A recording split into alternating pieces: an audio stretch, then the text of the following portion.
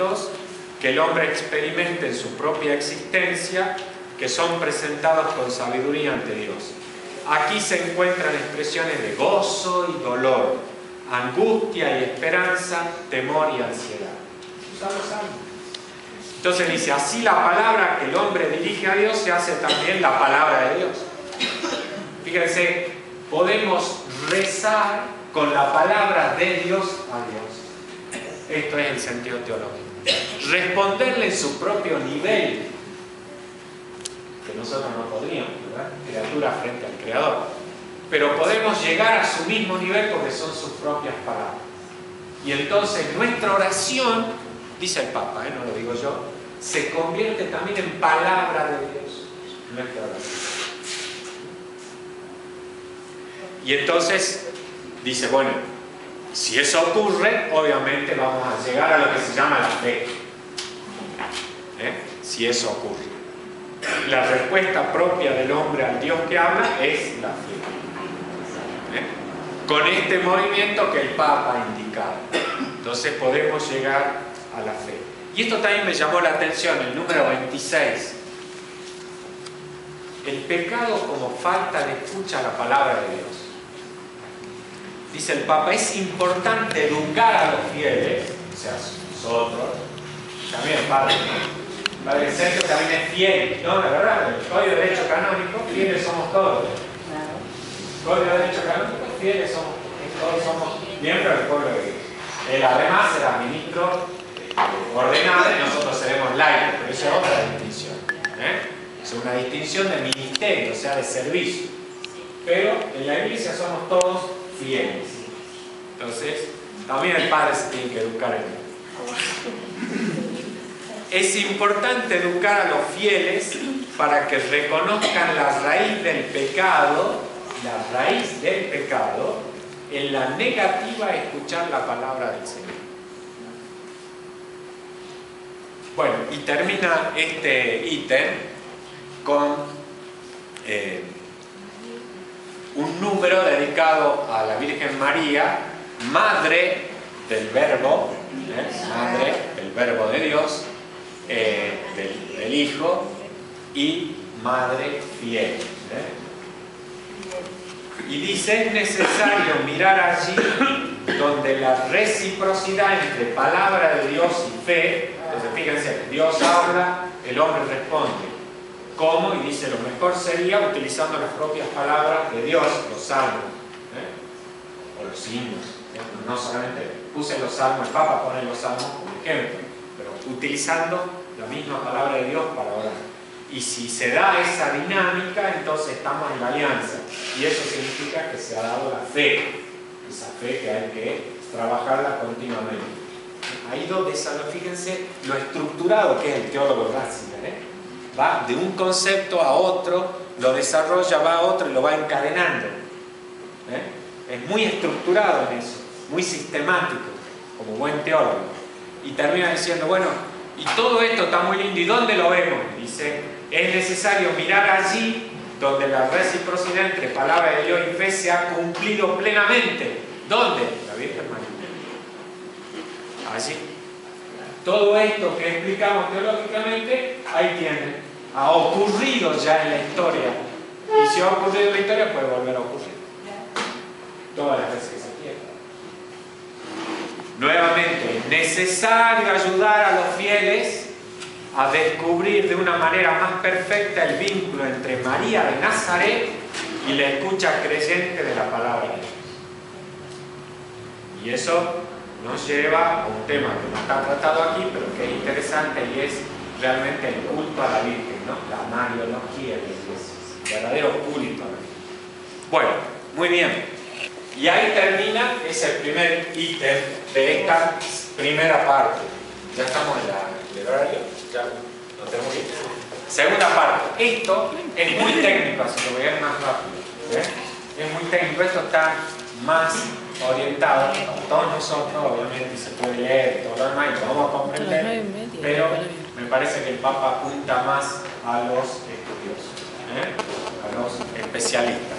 Y se llama así, la hermenéutica, la Sagrada Escritura en la Iglesia. Esto es la interpretación, cómo se debe interpretar la Biblia en la iglesia. Por eso ese número 29 empieza diciendo que el lugar originario de la interpretación de la Biblia es la iglesia. Por esto que yo les expliqué al comienzo, que el magisterio, primero, lo que él mismo decía, en el nosotros de la iglesia es donde podemos profundizar la palabra. ¿Está bien? Y luego el magisterio, que es el responsable del depósito de la fe. Después viene, y le dedica 2 números a esto, el alma de la teología. Esto ya estaba en la ley Verbo, y es esto. Por favor, los teólogos hagan teología, pero con la Sagrada Escritura, no hagan teología en el lugar. El desarrollo de la investigación bíblica, el magisterio eclesial, esto porque hay todavía muchos chisporroteos entre biblistas y Roma, porque el Papa quiere que se investigue de una manera, los biblistas investiguen como quieren, entonces ahí hay algunos problemitas, ¿sí? Entonces este número está dedicado a eso. Pero sí me parece importante el número 34, donde habla de la hermenéutica bíblica conciliar, una indicación que se ha de seguir. Y el Papa recuerda allí lo que la Weiberung decía de cuáles son los 3 elementos a tener en cuenta para interpretar en el campo católico la Biblia. Son 3: contenido y unidad de toda la Biblia. O sea, cada texto hay que interpretarlo a la luz de todo el contenido y la unidad de la Biblia. Primero. Segundo, la tradición viva de la Iglesia. ¿Qué es lo que la Iglesia, en toda su historia y tradición, ha dicho sobre eso y viene diciendo? Y tercero, la palabrita que ya apareció, la analogía de la fe. El lugar semejante que es lo que se cree sobre él. La analogía de la fe. Entonces, los 3 elementos para interpretar la Biblia en la Iglesia que utilizamos en la Iglesia son estos: contenido y unidad de toda la Escritura, tradición viva de la Iglesia y la analogía de la fe. Luego, el otro punto también es por temas de problemas actuales sobre hermenéutica, el peligro del dualismo y la hermenéutica secularizada.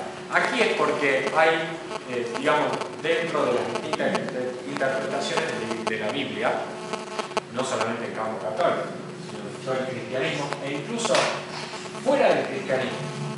Porque fíjense que hoy hay judíos que no solamente interpretan el Antiguo, sino el Nuevo Testamento, y muchos, y algunos buenos, sí. Pero también tenemos agnósticos, o sea, gente que no cree en Dios, no cree en Jesucristo y hace exégesis bíblica. Bueno, Papa se refiere a esto en este número del peligro del dualismo y la hermenéutica secularizada. Como son problemas muy concretos, lo vamos a pasar un poco.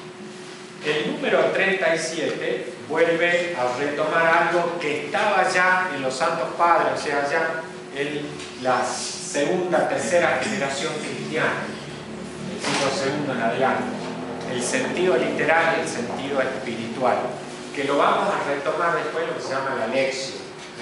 El sentido literal es ir a buscar lo que dice, pero no literalmente, aunque el sentido se llama literal, sino trascender la letra para ir al espíritu, ¿sí?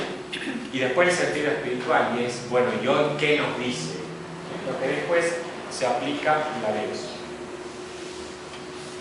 Insisto, Papa hace un título, un tema, y después larga los contenidos y los empieza a desarrollar. Por eso voy a empezar a hablar necesidad de trascender la letra, fíjense en el 38, unidad intrínseca de la Biblia, esto que yo les decía al comienzo, la relación entre Antiguo y Nuevo Testamento, desde ya, es el mismo Dios, el del Antiguo y del Nuevo Testamento, tiene que haber relación entre los dos, porque es el mismo Dios que se va a conocer.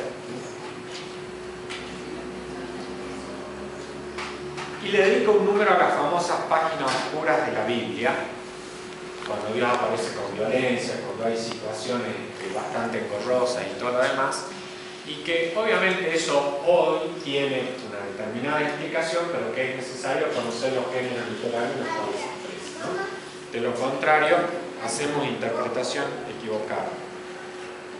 Por eso dice el Papa que cristianos y judíos podemos interpretar juntos la Sagrada Escritura.